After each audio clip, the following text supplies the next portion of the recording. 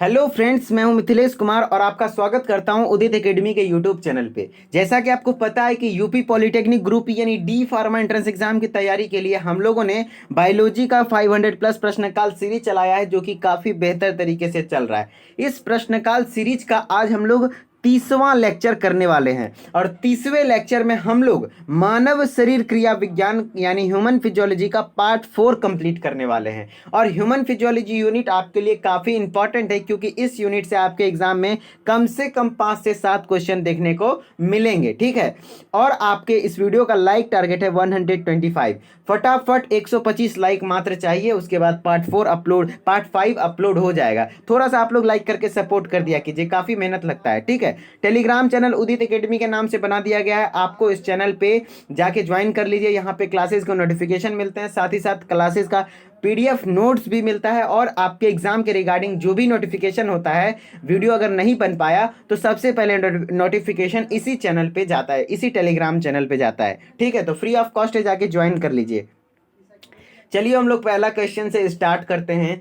क्या है पहला क्वेश्चन? एक हल्का सा सीधा सा क्वेश्चन लेते हैं, लेकिन आपको पता है कि हम एक सीधे से क्वेश्चन से लेकर के काफ़ी बड़े कॉन्सेप्ट को क्लियर करते हैं। मेरा काम होता है कि डायरेक्ट हार्ड चीज़ नहीं पढ़ाना, ऐसा पढ़ाओ जिससे कि आपको लगे वो आसान है और आपको पढ़ने में मन लगे, ठीक है। तो चलिए हम लोग स्टार्ट करते हैं। रक्त में लाल रंग निम्न में से किसके कारण होता है? तो रक्त में जो लाल रंग होता है वो एक वर्णक के कारण होता है। उस वर्णक का नाम है हीमोग्लोबिन। रक्त में हीमोग्लोबिन पाया जाता है और वही हीमोग्लोबिन क्या करता है? रक्त का रंग लाल कर देता है, ठीक है। और जो हीमोग्लोबिन है उसका काम क्या है ये भी जान लीजिए। जो हीमोग्लोबिन है वो एक वाहक के रूप में काम करता है। किसका? तो ऑक्सीजन का। जैसे आपकी बॉडी में ऑक्सीजन एक अंग से दूसरे अंग तक लेके जाना है तो वो कौन करेगा?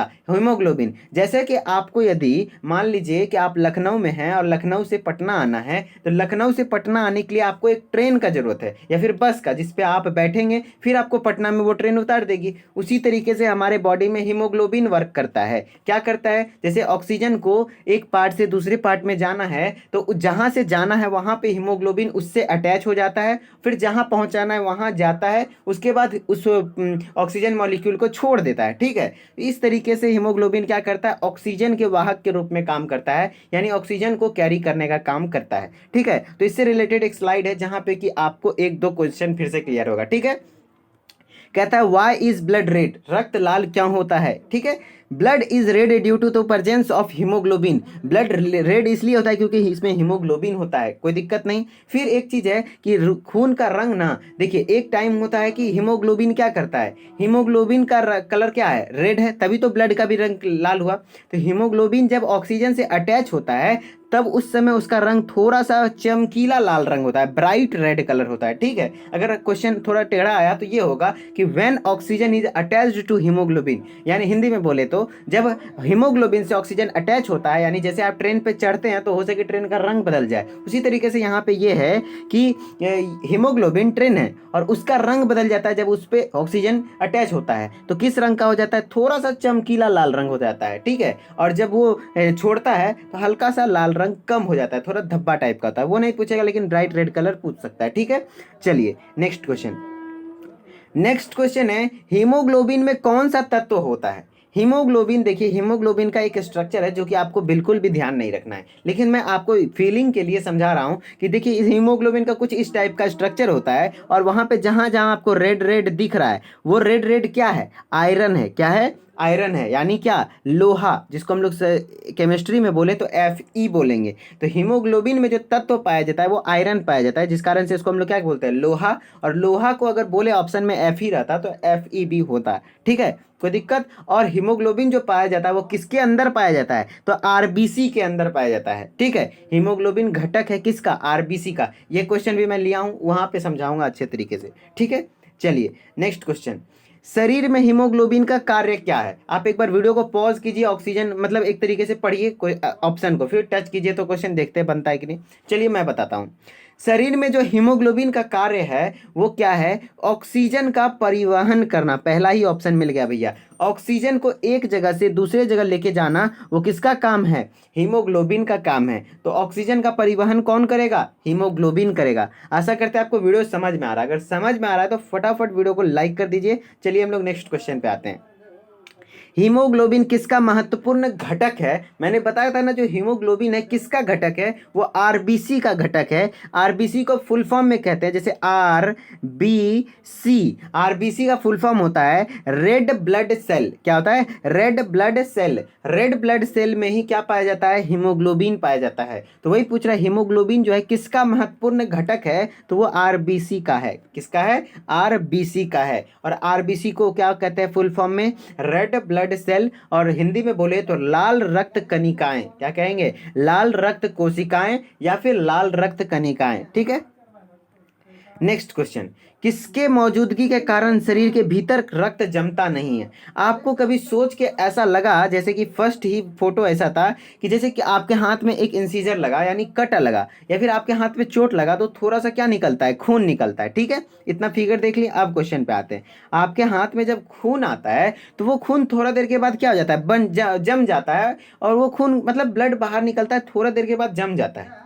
तो आपके माइंड में ऐसा क्वेश्चन उठना चाहिए कि जब वो खून बाहर आता है तो जम जाता है, फिर शरीर के अंदर रहता है उतना देर, तो फिर जमता क्यों नहीं है? क्योंकि हमारे शरीर के भीतर एक एंटी कोएगुलेंट होता है जिसको हम लोग हिपैरिन कहते हैं। क्या कहते हैं? हिपैरिन। हिपैरिन, इस तरीके से आप ध्यान रख सकते हैं। हिपैरिन नाम का सब्सटेंस है, केमिकल है, जो कि हमारे ब्लड के अंदर रहता है, जो कि हमारे शरीर के भीतर में उसको क्या नहीं करने देता है? जमने नहीं देता है। किसको? ब्लड को। तो हाँ, किसके मौजूदगी के कारण शरीर के भीतर रक्त जमता नहीं है? तो वही हिपैरिन। यहाँ पे मिसप्रिंट हुआ है, रिपैरिन लिखा गया, इसलिए मैंने यहाँ पे लिख दिया हिपैरिन होता है। ठीक है, हिपैरिन के कारण ही शरीर के भीतर में रक्त जमता नहीं है। ठीक है, चलिए यही पूछता, एक सेकंड, यही पूछता कि किसके कारण रक्त बाहर निकलने पर जम जाता है? तो वह है फाइब्रिन, जिसको हम लोग फाइब्रिनोजेन भी कहते हैं। ठीक है, तो जमता है फाइब्रिनोजेन के कारण। और भी है फैक्टर, जैसे प्रोथ्रोम्बिन वगैरह भी है, ब्लड प्लेटलेट्स है, 2-3 फैक्टर है जिसके कारण रक्त जमता है।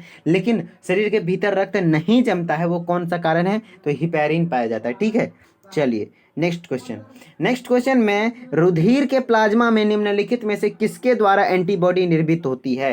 रुधिर यानी क्या हुआ? रक्त में जो प्लाज्मा है वहां पे जो एंटीबॉडी बनता है उसको कौन बनाता है? तो भैया लिम्फोसाइट एंटीबॉडी बनाता है। कौन बनाता है? लिम्फोसाइट बनाता है। लिम्फोसाइट ही तो क्या बनाता है? एंटीबॉडी बनाता है। और एंटीबॉडी को ही हम लोग क्या कहते हैं? इम्यूनोग्लोबुलिन कहते हैं। और इम्यूनोग्लोबुलिन को शॉर्टकट में क्या लिखते हैं? आईजी लिखते हैं। और ये क्या होता है? एक प्रोटीन होता है। कौन सा प्रोटीन होता है? तो ग्लाइकोप्रोटीन होता है। ये सारी बातें उन बच्चों को समझ में आ रही होगी जो कि ह्यूमन हेल्थ एंड डिजीज मेरे से पढ़े हैं, मानव स्वास्थ्य एवं रोग। वहाँ पे मैंने एंटीबॉडी के बारे में बखान ढेर दिया है, मतलब हर तरीके से क्वेश्चन बनाया था। ठीक है, तो कोई दिक्कत नहीं, आपको समझ में इतना याद रखना है कि रक्त में जो रुधिर है यानी रक्त है, उसके प्लाज्मा में जो एंटीबॉडी बनाता है वो कौन बनाता है? तो लिम्फोसाइट बनाता है। और लिम्फोसाइट ही है जो कि एंटीबॉडी बनाता है। और एंटीबॉडी को और क्या कहते हैं? इम्यूनोग्लोबुलिन कहते हैं। और एंटीबॉडी भी एक प्रकार का क्या है? प्रोटीन है। और कौन सा प्रोटीन अगर पूछ दे तो ग्लाइकोप्रोटीन है। ठीक है, बस इतना ध्यान रखिए। चलिए नेक्स्ट क्वेश्चन, लाल रक्त कणिकाएं जिसको हम लोग आरबीसी कहते हैं किस नाम से जानी जाती है? देखिए आरबीसी को और एक नाम से जाना जाता है जिसको हम लोग एरिथ्रोसाइट कहते हैं। क्या कहते हैं? एरिथ्रोसाइट। तो लाल रक्त कणिकाएं यानी आरबीसी को एरिथ्रोसाइट कहा जाता है। क्या कहा जाता है? एरिथ्रोसाइट। ठीक है, ये याद रखना है। फिर ल्यूकोसाइट, देखिए ल्यूकोसाइट का भी स्पेलिंग गलती है, LEUCO होता है। कोई दिक्कत नहीं, आपको स्पेलिंग पे मैटर नहीं करना है, आपके एग्जाम में ऑब्जेक्टिव क्वेश्चन आता है। ल्यूकोसाइट को क्या कहा जाता है? WBC। तो WBC का वैज्ञानिक नाम यानी क्या होता है? ल्यूकोसाइट होता है। और आरबीसी का क्या है? एरिथ्रोसाइट। ठीक है, कोई दिक्कत? चलिए नेक्स्ट क्वेश्चन है, लाल रक्त कणिकाएं आरबीसी किस नाम से जानी जाती है? देखिए क्वेश्चन वही हो गया है लेकिन क्वेश्चन ये नहीं है। क्वेश्चन, एक सेकंड, देखिए यहाँ पे क्वेश्चन मिसप्रिंट हुआ है, ऑप्शन कुछ और आ गया है, क्वेश्चन अलग है। देखिए क्वेश्चन क्या होगा इसके अनुसार मैं कट कर देता हूँ। क्वेश्चन ये होगा कि आरबीसी का निर्माण कहाँ होता है। क्वेश्चन ये होगा ऑप्शन के अनुसार कि आरबीसी का जो निर्माण होता है, लाल रक्त कणिका का निर्माण कहाँ होता है? तो अस्थि मज्जा में होता है। कहाँ होता है? अस्थि मज्जा में। यह आपको ध्यान रखना है कि रक्त का जो निर्माण होता है, आरबीसी का जो निर्माण होता है वो कहाँ होता है? अस्थि मज्जा में होता है। ठीक है, तो आपको समझ में आ गया ना, अस्थि मज्जा के बारे में ये क्वेश्चन था। ठीक है, चलिए नेक्स्ट क्वेश्चन। निम्न में से किसे आरबीसी का कब्रिस्तान कहा जाता है? भैया आरबीसी का जो कब्रिस्तान कहा जाता है वो प्लीहा को कहा जाता है, जिसको हम लोग तिल्ली के नाम से भी जानते हैं, और इंग्लिश में हम लोग स्प्लीन लिखते हैं। क्या लिखते हैं? स्प्लीन लिखते हैं। स्प्लीन यानी तिल्ली, जिसको हम लोग प्लीहा कहते हैं, तो वो प्लीहा क्या है? आरबीसी का कब्रिस्तान कहलाता है। क्या कहलाता है? आरबीसी का कब्रिस्तान। और ह्यूमन बॉडी का, मानव शरीर का ब्लड बैंक भी क्या कहलाता है? स्प्लीन ही कहलाता है। क्या क्वेश्चन क्लियर हुआ कि आरबीसी का कब्रिस्तान किसको कहते हैं? तो प्लीहा को कहते हैं। और मानव शरीर का ब्लड बैंक भी किसको कहते हैं? तो प्लीहा को कहते हैं। ये दोनों बातें आपको प्लीहा के बारे में ध्यान रखनी है। नेक्स्ट क्वेश्चन, मनुष्य के लाल रक्त कोशिकाओं के जीवन काल कितना होता है? देखिए, मनुष्य का जो लाल रक्त कोशिका होता है यानी आरबीसी होता है, उसका जीवन काल कितना होता है? तो 120 दिन का जीवन काल होता है। कितना होता है? 120 दिन का जीवन काल होता है एक आरबीसी मॉलिक्यूल का। ठीक है, चलिए नेक्स्ट क्वेश्चन, सफेद रक्त कण जिसको हम लोग क्या कहते हैं? डब्ल्यूबीसी कहते हैं, उसका मुख्य कार्य क्या है? तो भैया जो डब्ल्यूबीसी है ना, हमारे शरीर का सैनिक है, और सैनिक देश का क्या करता है? रक्षा करता है। तो हमारे शरीर का सैनिक भी क्या करेगा? हमारे शरीर का रक्षा करेगा। किससे? रोग से। तो वही बात है, रोग प्रतिरोधक क्षमता धारण करना किसका, सॉरी, रोग प्रतिरोधक क्षमता धारण करना किसका काम है? सफेद रक्त कण यानी डब्ल्यूबीसी का। तो क्या आप क्लियर हो रहे हैं कि सफेद रक्त कण यानी डब्ल्यूबीसी का कार्य क्या है? तो रोग प्रतिरोधक क्षमता को धारण करना। ठीक है, चलिए नेक्स्ट क्वेश्चन है, जब कोई बाहरी पदार्थ मानव रुधिर प्रणाली में प्रविष्ट होता है तो प्रक्रिया कौन प्रारंभ करता है? क्वेश्चन आपको समझ में आ रहा है? मैं एक बार रिपीट करता हूं। क्वेश्चन ये है कि टेक 1 सेकेंड। जी हाँ, ये क्वेश्चन है। देखिए, जब कोई बाहरी पदार्थ, कोई भी बाहरी पदार्थ यानी कोई बैक्टीरिया पैथोजन घुसता है हमारे शरीर में, रुधिर प्रणाली यानी ब्लड सिस्टम में घुसता है, तो कौन सी प्रक्रिया प्रारंभ होता है? सबसे पहले कौन स्टार्ट होता है या फिर कुछ करना जो एक्शन लेता है वो सबसे पहले कौन लेता है? तो भैया कोई भी चीज़ बाहरी घुसेगा, जैसे हमारे देश में कोई भी हमारे बॉर्डर को क्रॉस करेगा तो सबसे पहले एक्टिव कौन होगा? वहाँ का सैनिक होगा, सैनिक ही उसको मारेगा। तो उसी तरीके से हमारे शरीर में भी कोई बाहरी पदार्थ यदि शरीर के अंदर घुसे तो सबसे पहले जो एक्टिव होता है वो डब्ल्यूबीसी होता है, क्योंकि डब्ल्यूबीसी को ही हमारे शरीर का सैनिक कहा जाता है। और डब्ल्यूबीसी को एक और नाम कहते हैं, क्या कहते हैं? ल्यूकोसाइट। क्या कहते हैं? ल्यूकोसाइट। और डब्ल्यूबीसी का फुल फॉर्म क्या होगा? व्हाइट ब्लड सेल, और हिंदी में बोले तो श्वेत रक्त कणिकाएं। ठीक है, और मेरे ख्याल से आपको पता चल गया होगा। और श्वेत रक्त कणिकाएं का, और साथ ही साथ डब्ल्यूबीसी के बारे में इतना ध्यान रखना है, आकार के बारे में थोड़ा सा पढ़ना है। डब्ल्यूबीसी का आकार क्या होता है? अनियमित होता है, मतलब जैसा जरूरत पड़ा वैसा आकार बना लेगा, कोई भी आकार नहीं, जैसा भी हो सकता है, कोई दिक्कत नहीं है। लेकिन जो ये होता है आरबीसी का आकार, ये डम्बल शेप का होता है, बाइकॉनकेव, जिसको हम लोग कह सकते हैं। क्या कह सकते हैं? बाइकॉनकेव। इस तरीके का आकार का होता है। ठीक है, कौन? आरबीसी। कौन? आरबीसी का आकार बाइकॉनकेव होता है, और डब्ल्यूबीसी का आकार क्या होता है? अनियमित आकार होता है, किसी भी प्रकार का हो सकता है। जैसे कि डंबल आप समझ सके तो एक आटा का छोटा सा गुल्ली बनाइए और ऊपर से नीचे से दोनों तरफ से हल्का हल्का दाब दीजिए, तो जो संरचना बनेगा, जैसे कि आपको अगर फिगर है हमारे पास तो मैं दिखा सकता हूँ। जैसे कि देखिए, ये क्या है? एक आरबीसी है। क्या है? आरबीसी है। तो उस तरीके के संरचना को ही हम लोग क्या कहते हैं? आरबीसी कहते हैं। ठीक है, तो आरबीसी वो हो गया। ठीक है, क्वेश्चन क्लियर हो गया? Take 1 second. जी हाँ, मैं एक बार फिर से स्लाइड को क्लियर कर दूं, थोड़ा सा गिजमिज हो गया है, कोई दिक्कत नहीं है। क्वेश्चन ये है कि जब कोई बाहरी पदार्थ मानव रुधिर प्रणाली में प्रविष्ट होता है तो कौन सी प्रक्रिया प्रारंभ करता है? कौन प्रक्रिया प्रारंभ करता है? तो सबसे पहले जो प्रारंभ करेगा वो कौन होगा? डब्ल्यूबीसी होगा। और डब्ल्यूबीसी को क्या कहते हैं? ल्यूकोसाइट कहते हैं। और फुल फॉर्म क्या होता है? White blood cell. ठीक है, और इसका आकार कैसा होता है? अनियमित आकार होता है। अब आरबीसी के बारे में थोड़ा जान ले।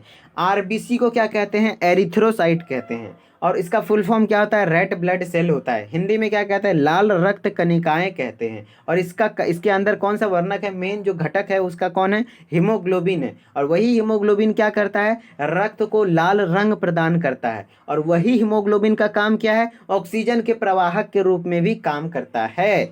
तो क्या आपको हर एक बात समझ में आ रहा है? इस तरीके से रिलेट करके पढ़ना है, पीछे जो पढ़े हैं उसको भी, और जैसे जैसे आगे बढ़ते चलिए पीछे वाले बातों को रिकॉल करते चलिए, देन आपको ज़्यादा दिन तक याद रहेगा। ये मेथड ज़्यादा बेटर रहता है। ठीक है, चलिए अब क्वेश्चन है रक्त समूह के खोजकर्ता कौन थे। तो भैया रक्त समूह के खोजकर्ता थे लैंड स्टीनर। कौन थे? लैंड स्टीनर नाम के वैज्ञानिक थे जिन्होंने रक्त समूह का खोज किया था। रक्त समूह कौन सा? भैया A blood group, B blood group, A B होता है और ओ होता है। इस 4 टाइप का ब्लड ग्रुप होता है। इस चारों टाइप का ब्लड ग्रुप का जो खोज किया था वो किसने किया था? लैंड स्टीनर ने किया था। ठीक है।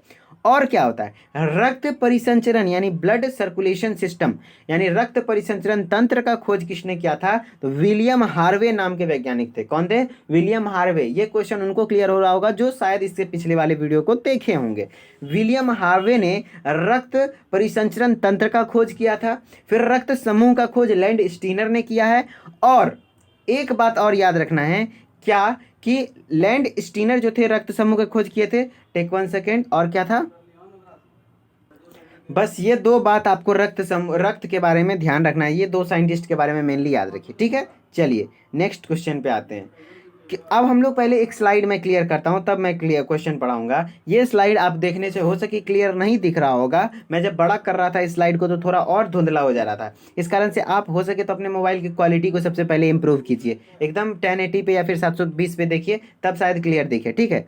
हम लोग आज अभी जो पढ़ेंगे एक अच्छे से कॉन्सेप्ट को क्लियर करने वाले हैं। वो है कौन सा कॉन्सेप्ट? ब्लड ग्रुप का कॉन्सेप्ट। कौन सा? Blood group. मैंने बोला 4 तरीके का ब्लड ग्रुप होता है। कौन कौन सा? Blood group A, blood group B, blood group A B, blood group O. ठीक है। Blood group A, blood group B, blood group A B और ब्लड ग्रुप ओ। इत्मीनान से आप सुनिए, यहाँ पे क्वेश्चन बहुत कंफ्यूजिंग आते हैं। जैसे कि देखिए, आपको मैं पहले क्वेश्चन दिखा देता हूँ। किस रुधिर में एंटीबॉडी नहीं पाई जाती है? भैया आपको ये ध्यान रखना पड़ेगा। फिर जैसे कि इस तरीके से क्वेश्चन है, 2-3 क्वेश्चन मैंने लिया है जो कि आप कंफ्यूज हो जाओगे। एक जैसा ही क्वेश्चन रहता है सारा, लेकिन मैं आपको कॉन्सेप्ट क्लियर करूंगा, कोई कंफ्यूजन नहीं होगा। बस आप ध्यान से सुन लीजिए। क्या? ध्यान से सुन लीजिए। चलिए इस स्लाइड को हम लोग देखते हैं। इस स्लाइड में मैंने बताया कि ब्लड ग्रुप कितने होते हैं? 4। कौन कौन से? A B O. ठीक है। अब जो उस चारों ब्लड ग्रुप में आपको क्या क्या ध्यान रखना है, देखिए एक चीज ध्यान रखना है, एंटीजन कौन सा होता है और दूसरा एंटीबॉडी। इधर एंटीजन लिखा हुआ है, इधर एंटीबॉडी लिखा हुआ है। ठीक है। तो ब्लड ग्रुप यहाँ पे जैसे ए ब्लड ग्रुप में कौन सा एंटीजन है, कौन सा एंटीबॉडी है, ये आपको उतना नहीं ध्यान रखना है। ये नहीं ध्यान रखना है अभी आपको। ठीक है। आपको मेनली ये दोनों टेबल पे फोकस करना है। ठीक है। जो एंटीजन है और एंटीबॉडी है वो कौन कौन से प्रकार का पाया जाता है हर एक ब्लड ग्रुप में। ठीक है। इस तरीके से आपको समझना है। जैसे कि मैं फिर से क्लियर करके अच्छे से स्टार्टिंग से मैं बताता हूं ताकि आप कंफ्यूज ना हो। बच्चे कंफ्यूज होते हैं, इस तरीके के क्वेश्चन को गलत करके आते हैं। जो ब्लड ग्रुप है वो 4 प्रकार का होता है। वो कौन कौन सा होता है? A B O. ठीक है। अब उसमें पढ़ना है एंटीजन पर कौन सा है, एंटीबॉडी कौन सा है। ठीक है। अब एंटीजन कौन सा, एंटीबॉडी। मैं आपको 1-2 बातें बोलूंगा, वो आप कान खोल के सुन लीजिए। ठीक है। ये आपको ध्यान नहीं रखना है। आपको जो मेनली ध्यान रखना है ये दोनों ध्यान रखना है।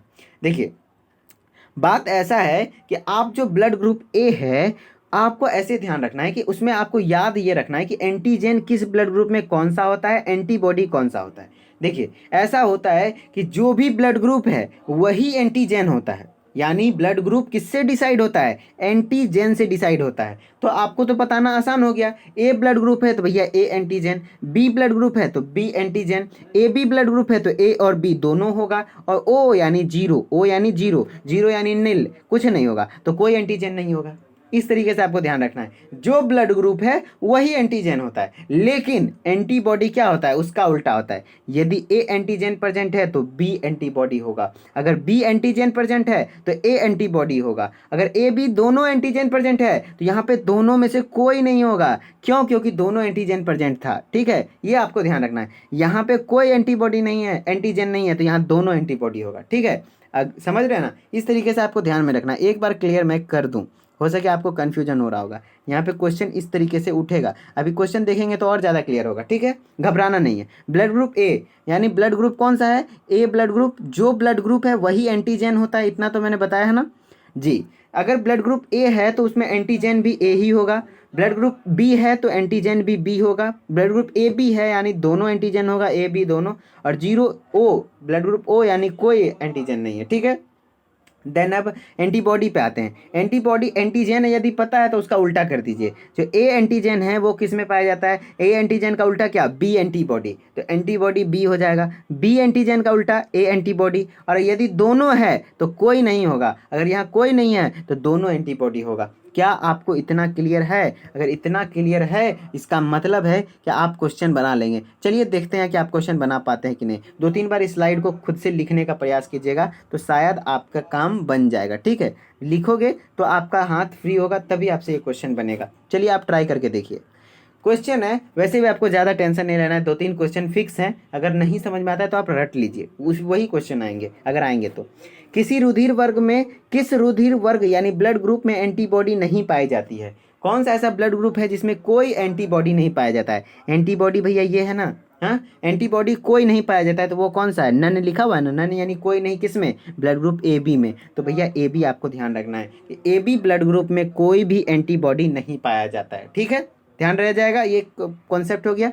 नेक्स्ट, किस रुधिर वर्ग में दोनों एंटीबॉडी पाई जाती है? तो कौन सा ऐसा ब्लड ग्रुप है जिसमें कि दोनों एंटीबॉडी पाया जाए? तो एंटीबॉडी ये है। और याद रखिए आपके एग्जाम में एंटीबॉडी ही पूछेगा। कौन सा दोनों एंटीबॉडी पाया जाता है? तो भैया दोनों एंटीबॉडी इसमें दिख रहा है ना मेरे को, एंटीबॉडी ए एंटीबॉडी बी। तो भैया कौन सा ब्लड ग्रुप है? ओ ब्लड ग्रुप है। तो आंसर हो जाएगा ओ।